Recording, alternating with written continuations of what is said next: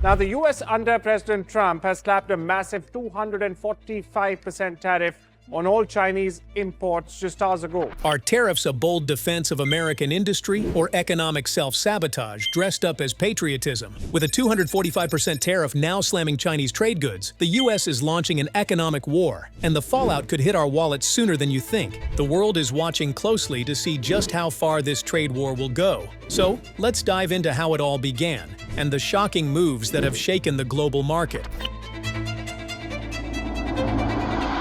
The U.S. just dropped a massive 245% tariff on Chinese electric vehicles, and the ripple effects are already being felt across the globe. This is a full-blown escalation, and it marks the sharpest point in the trade war that reignited after Donald Trump returned to the White House in 2025. Ever since his re-election, Trump's administration has been clear: bringing manufacturing back to America is a top priority, and China, being the world's largest exporter, was once again in the spotlight. But this time, things got serious, faster than anyone expected.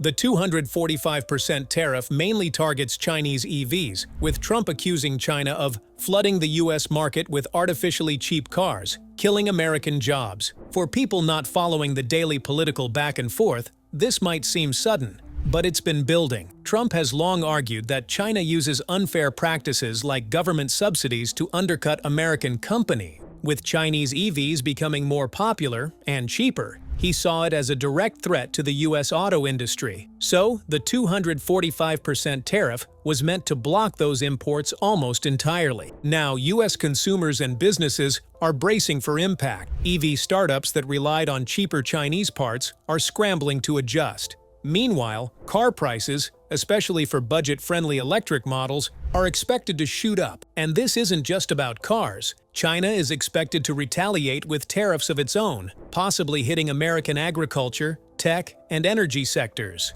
China, for its part, isn't staying quiet. Officials called the move unreasonable and extreme, and said they will take all necessary steps to defend their industries. While exact countermeasures haven't been announced yet, experts believe a tit-for-tat response is on the horizon. What makes this moment even more important is that it's about two superpowers fighting for long-term economic dominance in critical industries like electric vehicles, batteries, and green energy. With the stage set, we turn to the pivotal moment from January 2025 when Donald Trump returned to the White House. In January 2025, Donald Trump was sworn in for a second term, and within days, the tone around trade policy shifted dramatically. There were no mixed signals. His administration was ready to take a more aggressive approach, especially toward China. One of his first major actions was signing a series of executive orders aimed at reviewing what he called foreign economic aggression. These orders weren't just symbolic. They laid the groundwork for a sweeping overhaul of trade relationships.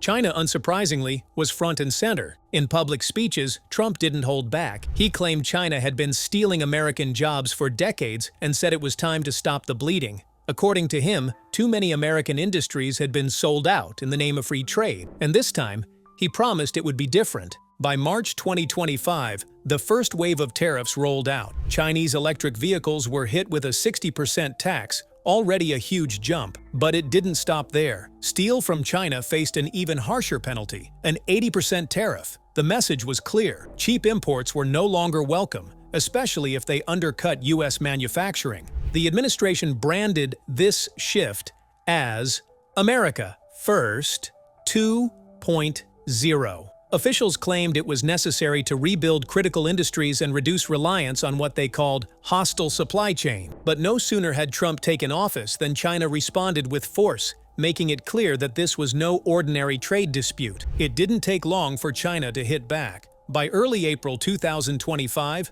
Beijing announced a sharp set of retaliatory tariffs targeting some of America's most critical exports. U.S. agricultural products were hit hard. Soybeans, corn, and beef faced steep new taxes. Aircraft parts and tech components, especially those used in high-end electronics, were also targeted. The strategy was clear: go after the industries that power key American jobs and swing state economies. For farmers, especially in the Midwest, the impact was immediate. Many had seen something like this during Trump's first term, But this time, the stakes felt higher. China puts 34% tariff. Tensions didn't stop at trade. The situation around Taiwan became more heated, with both countries increasing their military presence in the region. U.S. officials warned of China's growing influence in advanced technologies like semiconductors and artificial intelligence, while Chinese state media accused the U.S. of trying to contain China's rise through intimidation and economic bullying. At the same time, China began strengthening ties with countries in the global south. From Africa to Latin America, Chinese officials launched trade visits, signed new agreements, and pitched Beijing as a more reliable partner than Washington. The goal was to show the world that China wasn't isolated and that it had options. Back in Washington, the White House dismissed the retaliation as expected. But behind closed doors, officials knew the pressure was rising. American companies that relied on Chinese supply chains, especially in tech and manufacturing, were already reporting delays, shortages, and price hikes. What had started as a bold campaign to protect U.S. industries was now spiraling into a wider conflict, one that touched not just trade, but geopolitics, technology, and global influence.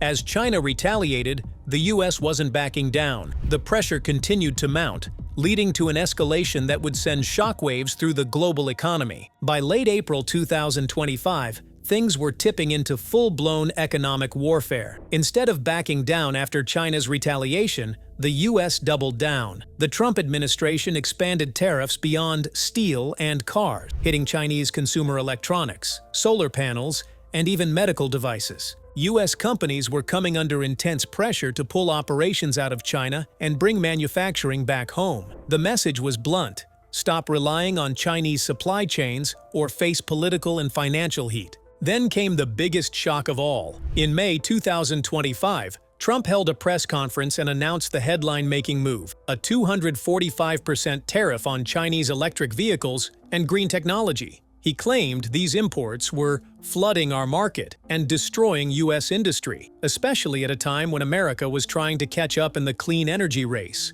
It was a jaw-dropping number. Experts pointed out that a tariff this high doesn't just make Chinese EVs more expensive, it effectively bans them. And with green tech like batteries and solar components also affected, the decision shook companies on both sides of the Pacific. Stocks in the automotive and tech sectors dropped sharply. Investors worried about rising production costs, disrupted supply chains, and how other countries might respond. Meanwhile, global markets, from Europe to Southeast Asia, began to wobble, unsure of what the trade war would mean for the future of global commerce. With the 245% tariff, the U.S. had drawn a clear line, and in doing so, pushed the trade conflict to its breaking point. With the trade war reaching a critical juncture, China took even more drastic steps, signaling that it was ready to play a long-term game of economic warfare. In response to the U.S. tariffs, China wasted no time taking action. One of their first moves was to stop exporting some of the most important materials the U.S. needs for technology. These included rare earth elements, lithium,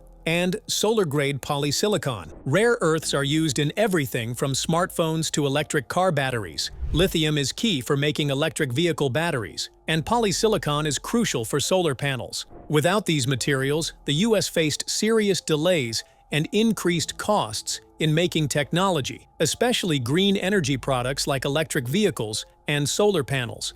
But China didn't stop there. It also targeted major American brands by imposing unreliable entity ban. This meant companies like Apple, Microsoft, and Tesla faced restrictions in China. Apple, for example, had built much of its business on Chinese manufacturing and consumer sales.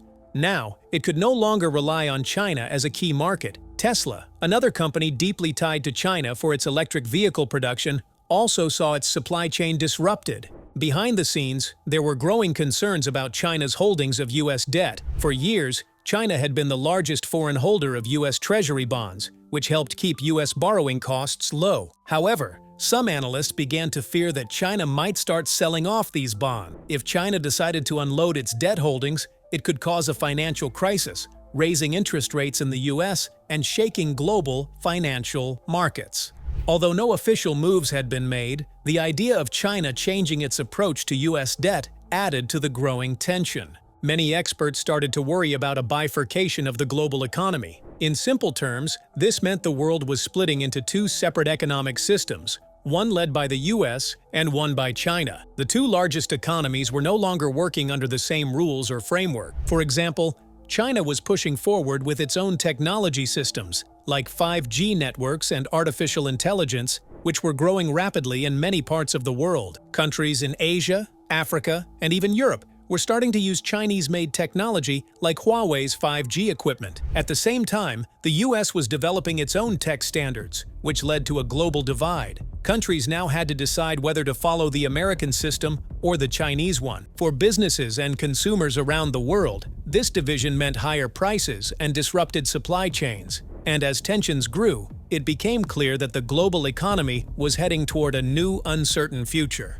So, what does all of this mean for the rest of the world? Let's take a closer look at the global impact. As the US and China's economic war escalates, the effects are being felt around the globe. US consumers are facing higher prices, especially on electronics and electric vehicles. With Chinese-made product by tariffs, companies are forced to raise prices to cover the increased costs. Popular items like smartphones, laptops, and EVs could see price hikes as high as 20% or more. For everyday Americans, this means tighter budgets and fewer options when it comes to affordable technology. Europe, caught in the middle of this trade war, faces a difficult position. On one hand, it has strong economic ties to both the US and China. On the other hand, it risks being caught in the crossfire as tariffs and trade restrictions increase. The EU is trying to stay neutral and avoid being collateral damage, but balancing relations with both superpowers is becoming more complicated by the day. The global trade system is also at risk.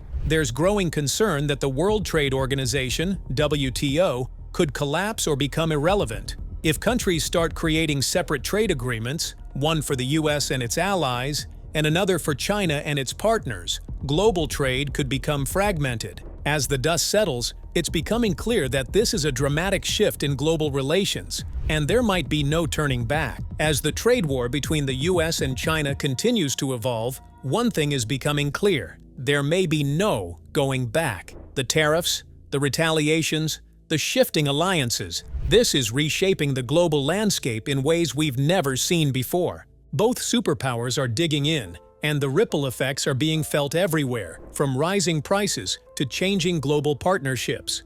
The future of global trade is uncertain, and businesses, governments, and consumers will have to adapt to this new reality. What do you think about the ongoing US-China trade war? Let us know your thoughts in the comments below. Don't forget to like and subscribe for more updates on this unfolding story and other major global events. Stay informed and stay tuned.